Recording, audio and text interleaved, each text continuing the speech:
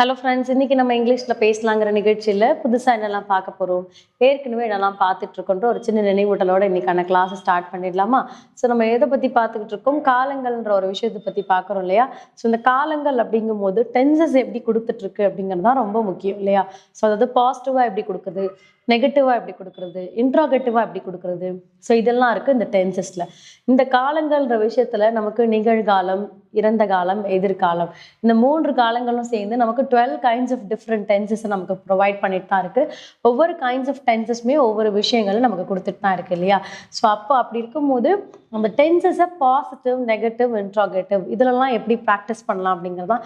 So நல்லாவே positive and negative சென்டென்சஸை ரொம்ப ஃப்ளூயன்ஸாக practice பண்ணிட்டோம் இல்லையா?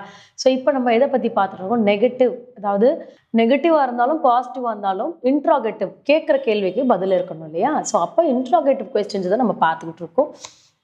அப்போ இன்ட்ராகேட்டிவ்ல நீங்கள் எப்படி கொடுக்குறீங்களோ அது என்ன பண்ணணும், நம்ம அதுக்கு ஆன்சர் கொடுக்குற மாதிரி இருக்கணும். ஸோ இதுக்கு நியூவாக ரூல் இருக்கா மேம் கேட்டிங்கன்னா கிடையாது, நாட் ஸோ. ஸோ இருக்கிற ரூலை தான் நம்ம என்ன பண்ணுவோம், ஜம்பிள் பண்ணி எழுதுவோம். ஸோ வேர்ப் தான் ஆஸ் யூஷுவல், இந்த வேர்ப் தான், ஆக்ஷன் தான் என்ன பண்ணுவார், டிஃப்ரெண்ட் ரோலை வந்து ப்ளே பண்ணுவார் இல்லையா? ஸோ அப்போ இந்த ஆக்ஷன் அப்படிங்கிறவர் தான் அந்த வாக்கியத்துக்கே ரொம்ப ஹைலைட்டிங்காக இருப்பார். ஸோ இதுதான் ப்ரெசன்ட், பாஸ்ட், ஃபியூச்சர் அப்படிங்கிறதும். அண்ட் இதில் பாசிட்டிவ், நெகட்டிவ், இன்ட்ராகேட்டிவ் அப்படிங்கிறதும் நமக்கு வரதாக இருக்குது சரிங்களா? ஸோ இப்போ இதில் நம்ம எப்படி சென்டென்ஸ் எழுதலாம், என்ன டென்ஸை நம்ம பார்க்கலான்றது சொல்லித்தரவாங்க.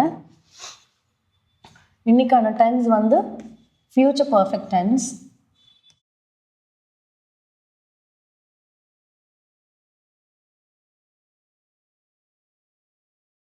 இதில் நம்ம பார்க்குறது எக்ஸ்க்ளூசிவாக இன்ட்ராகேட்டிவ்,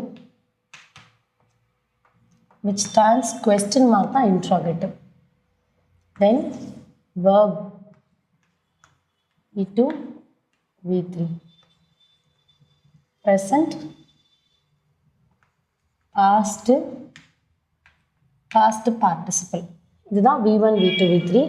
இதில் வந்து V1 வந்து find,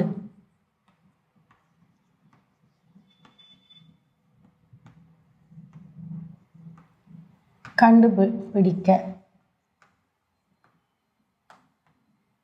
இது find. இதுவே V2 and V3 பார்த்தீங்கன்னா found, அதாவது V2 V3 ரெண்டுத்துக்குமே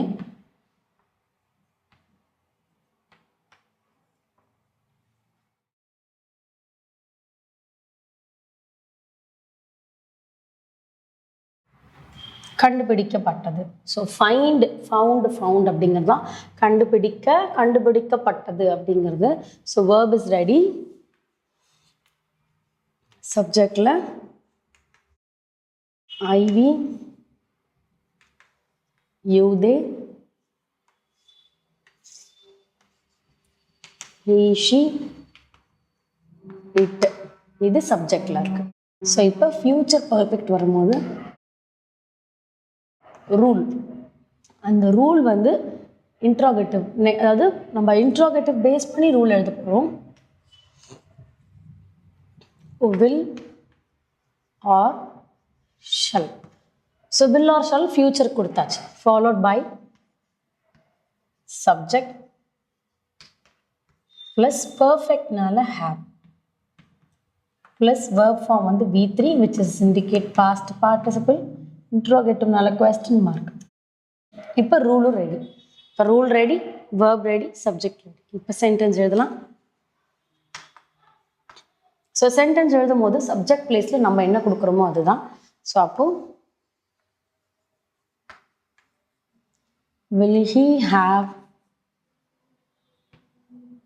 so will he have found the target. So ஜென்ரலாக டார்கெட் அப்படின்னா என்ன, இலக்கு அப்படிங்கிறது தான் டார்கெட் இல்லையா? ஸோ அவனுடைய இலக்கை அவன் கண்டுபிடிச்சானா அப்படின்னு கேட்குறாங்க. ஸோ அப்போ அவனுடைய இலக்கை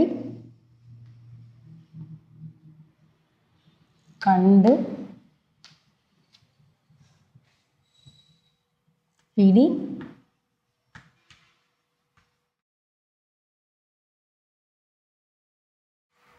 கண்டுபிடித்திருப்பானா.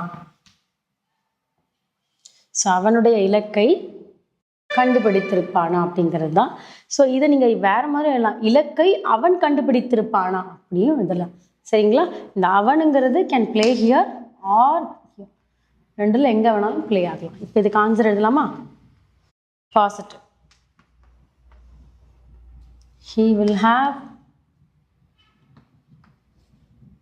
found the target. Negative.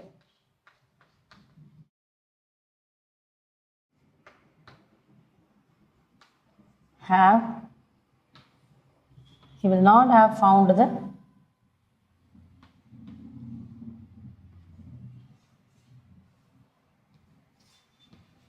target. அப்போ கேட்ட ஒரு கேள்விக்கு ஒரு கேள்வி எப்படி கேட்டிருக்கோம்? இன்ட்ரோகேட்டிவாக கேட்டிருக்கோம். So will he have found the டார்கெட்னு கேட்டிருக்கோம். அவனோட இலக்கை அவன் கண்டுபிடித்திருப்பானான்னு. இதுக்கு ஆன்சர் நான் என்ன பண்ணுறேன்? பாசிட்டிவ் அண்ட் நெகட்டிவ்ல எழுதியிருக்கேன். He will have found the target, அவனோட இலக்கை அவன் கண்டுபிடிச்சிட்டான் அப்படிங்கிறது. He will not have found the டார்கெட்னா அவனோட இலக்கை அவன் கண்டுபிடிக்கலை அப்படிங்கிறது தான். ஸோ அப்போது ஒரு கேள்விக்கு ஒரு இன்ட்ரோகேட்டிவ் கொஸ்டினுக்கு நான் எப்படி பாசிட்டிவ் அண்ட் நெகட்டிவ்ல ஆன்சர் பண்ணுறேன் அப்படிங்கிறது தான். ஸோ அதுவுமே உங்களுடைய வேர்ப், இந்த ஆக்ஷன் தான் என்ன பண்ணுவார்னா அந்த இடத்த வந்து கரெக்டாக அமைச்சு கொடுப்பார். ஃபர்ஸ்ட் திங், அந்த நீங்கள் எழுதுகிற சென்டென்ஸை வந்து ஹைலைட் பண்ணி அப்ஸ் அண்ட் டவுனோட கொடுப்பார்.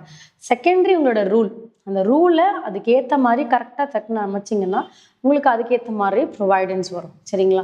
ஸோ இப்படி தான் எழுதணும்னு கிடையாது. இது நீங்கள் இன்னமும் மாற்றலாம். இந்த ஃபைன், ஃபவுண்டு, இந்த டார்கெட்டுங்கிற ஒரு வேர்டு வச்சுட்டு நீங்கள் இன்னும் எக்ஸ்டெண்ட் பண்ணாலும் பண்ணலாம். ஸோ நான் உங்களுக்கு பாசிட்டிவ் நெகட்டிவ் இதுக்கு ஆன்சர் கொடுக்கறதுனால நான் உங்களுக்கு இதோட ஸ்டாப் பண்ணியிருக்கேன். சரிங்களா? ஸோ இன்றைக்கான வேர்ப் ஃபார்ம், இன்றைக்கான ரூல் வச்சு நம்ம சென்டென்ஸை ஃப்ரேம் பண்ணிக்கோன்னு நினைக்கிறேன். ஸோ இதை வச்சுட்டு ஹோம்ஒர்க் ப்ராக்டிஸ் பண்ணுங்கள். நெக்ஸ்ட் கிளாஸில் நெக்ஸ்ட் இன்ட்ரெஸ்டிங்கான சென்டென்ஸோடு உங்களை மீட் பண்ணுறேன். தேங்க்யூ.